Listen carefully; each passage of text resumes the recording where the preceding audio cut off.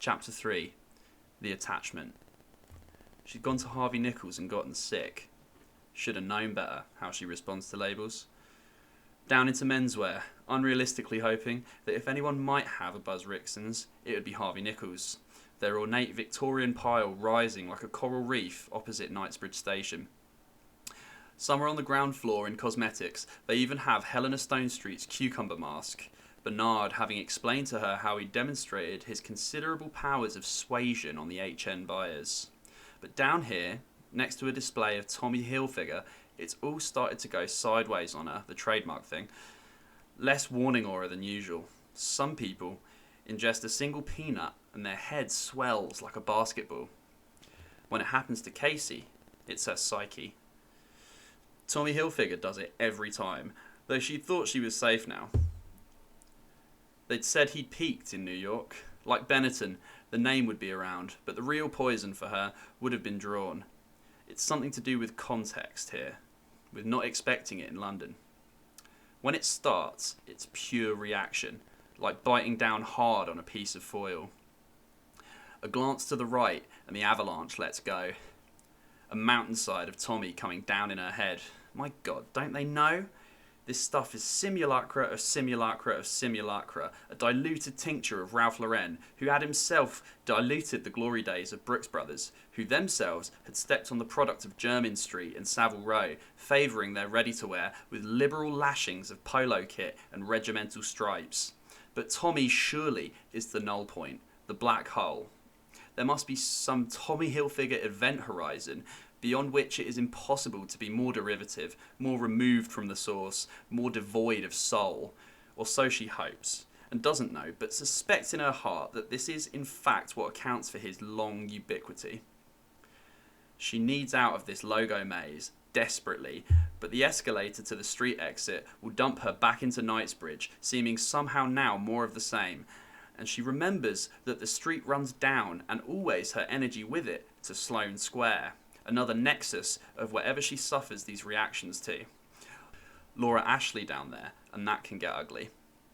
Remembering the 5th floor here, a sort of Californian market, Dean and DeLuca light, with a restaurant, a separate and weirdly modular robotic sushi operation humming oddly in its midst, and a bar where they served excellent coffee. Caffeine she's held in reserve today, a silver bullet against serotonin lack and big weird feelings. She can go there. There is a lift. Yes, a lift. A closet-sized elevator. Small but perfectly formed. She will find it and use it now. She does.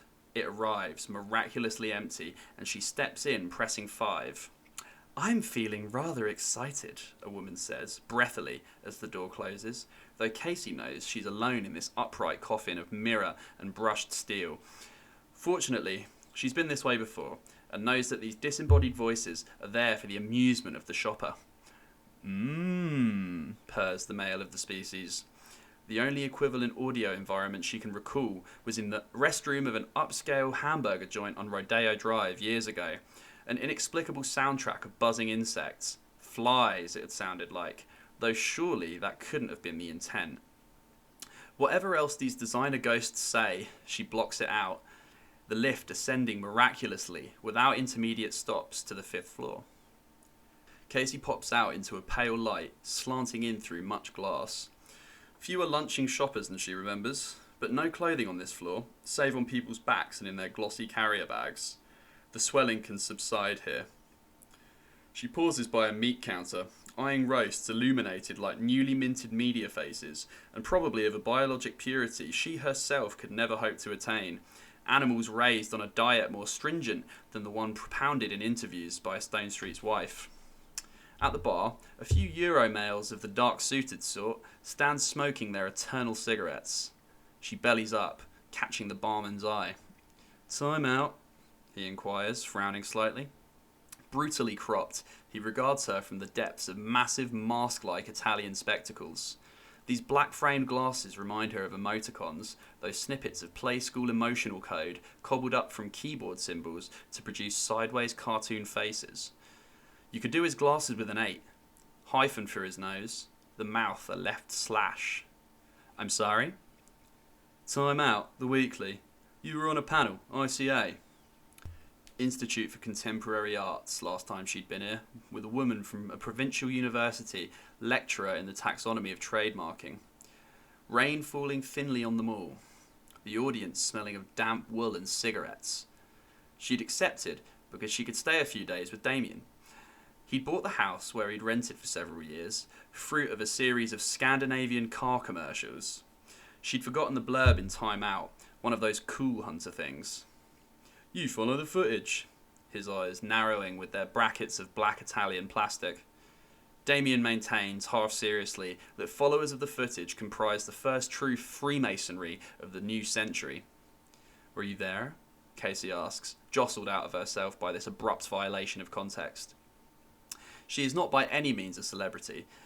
Being recognised by strangers isn't part of her ordinary experience. But the footage has a way of cutting across boundaries, transgressing the accustomed order of things. My friend was there. He looks down and runs a spotless white cloth across the bar top. Gnawed cuticle and too large a ring. He told me that he'd run into you later on a site. You were arguing with someone about the Chinese envoy. He looks back up. You can't seriously believe it's him. Him being Kim Hee Park, the young Korean auteur responsible for the film in question, an interminable art house favourite some people compare with the footage, others going so far as to suggest that Kim Park is in fact the maker of the footage. Suggesting this to Casey is akin to asking the Pope if he's soft on that Cathar heresy. No, she says, firmly, of course not. New segment? Quick, under his breath. When? This morning, 48 seconds. It's them. It's as though they're in a bubble now, Casey and the barman. No sound penetrates. Do they speak? She asks. No. You've seen it? No. Someone messaged me on my mobile. No spoilers, Casey warns, getting a grip. He refolds the white cloth. A waft of blue gatane drifts past from the Euromails. A drink? The bubble bursts, admitting sound. Espresso, double. She opens her East German envelope, reaching for heavy mirror world change. He's drawing her espresso from a black machine down the bar. Sound of steam escaping under pressure. The forum will be going crazy. The first post, depending on time zones, history of proliferation, where the segment surfaced.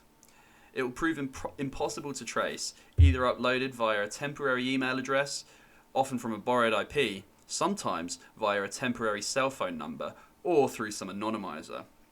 It will have been discovered by footage heads tirelessly scouring the net, found somewhere where it's possible to upload a video file and simply leave it there. He returns with her coffee in a white cup, on a white saucer, and places it before her on the glossy black counter. Positions a steel basket nearby, its sections containing a variety of colourful British sugars, at least 3 kinds. Another aspect of the mirror world, sugar. There's more of it, and not only in things you expect to be sweet. She stacked 6 of the thick pound coins. On the house. Thank you. The Euromails are indicating a need for fresh drink. He goes to tend them. He looks like Michael Stipe on steroids. She takes back 4 of the coins and nudges the rest into the shadow of the sugar caddy, smartly downs her double sans sugar and turns to go. Looks back as she's leaving and he's there, regarding her severely from the depths of black parentheses. Black cab to Camden Tube. Her attack of Tommyphobia has backed off nicely, but the trough of soul delay has opened out into horizonless horse latitudes. She fears she'll be becalmed before she can lay in supplies, on autonomic pilot in a supermarket in the high street, filling a basket, mirror world fruit. Colombian coffee, ground for a press, 2% milk. In a nearby stationer's, heavy on art supplies, she buys a roll of matte black gaffer's tape. Heading up Parkway toward Damien's, she notices a flyer adhering to a lamppost. In rain-faded monochrome, a frame grab from the footage. He looks out, as from depths. Works at Cantor Fitzgerald, gold wedding band. Parker Boy's email is text-free. There is only the attachment. Seated before Damien's cube, with the 2-cup French press she bought on Parkway, fragrant waft of powerful Colombian. She shouldn't drink this, as it will not so much defer sleep as guarantee nightmares, and she knows she'll wake again in that dread hour, vibrating. but she must be present for the new segment, sharp. Always now, the opening of an attachment containing unseen footage is profoundly liminal, a threshold state. Parker Boy has labelled his attachment number 135, 134 previously known fragments. Of what? A work in progress? Something completed years ago and meted out now for some reason in these snippets? She hasn't gone to the forum. Spoilers. She wants each new fragment to impact as cleanly as possible. Parker Boy says you should go to new footage as though you've seen no previous footage at all, thereby momentarily escaping the film or films that you've been assembling, consciously or unconsciously, since first exposure. Homo sapiens are about pattern recognition, he says, both a gift and a trap. She slowly depresses the plunger, pours coffee into a mug. She's draped her jacket cape-style round the smooth shoulders of one robotic nymph. Balanced on its stainless pubis, the white torso reclines against the grey wall. Neutral regard. Eyeless serenity. 5 in the evening and she can barely keep her eyes open. Lifts her cup of black unsweetened coffee. Mouse clicks. How many times has she done this? How long since she gave herself to the dream? Morris's expression for the essence of being a footage head. Damien's studio display fills with darkness absolute. It's as if she participates in the very birth of cinema, that Lumiere moment, the steam locomotive about to emerge from the screen, sending the audience fleeing out into the Parisian night. Light and shadow. Lovers' cheekbones in the prelude to embrace. Casey shivers. So long now, and they've not been seen to touch. Around them, the absolute blackness is alleviated by texture. Concrete? They're dressed as they always have been dressed, in clothing Casey has posted on extensively, fascinated by its timelessness, something she knows and understands, the difficulty of that. Hairstyles too. He might be a sailor stepping onto a submarine in 1914, or a jazz musician entering a club in 1957. There's a lack of evidence, an absence of stylistic cues that Casey understands to be utterly masterful. His black coat is usually red as leather, though it might be dull vinyl or rubber. He has a way of wearing its collar up. The girl wears a longer coat, equally dark but seemingly of fabric, its shoulder padding the subject of hundreds of posts. The architecture of padding in a woman's coat should yield possible periods, particular decades, but there's been no agreement, only controversy. She's hatless, which has been taken either as the clearest of signs that this is not a period piece, or simply as an indication that she's a free spirit, untrammelled by even the most basic conventions of her day. Her hair has been the subject of similar scrutiny, but nothing has ever been definitively agreed upon. The 134 previously discovered segments, having been endlessly collated, broken down, reassembled by whole armies of the most fanatical investigators, have yielded no period and no particular narrative direction. Zapruded into surreal dimensions of the purest speculation, ghost narratives have emerged and taken on shadowy but determined lives of their own. But Casey is familiar with them all and steers clear.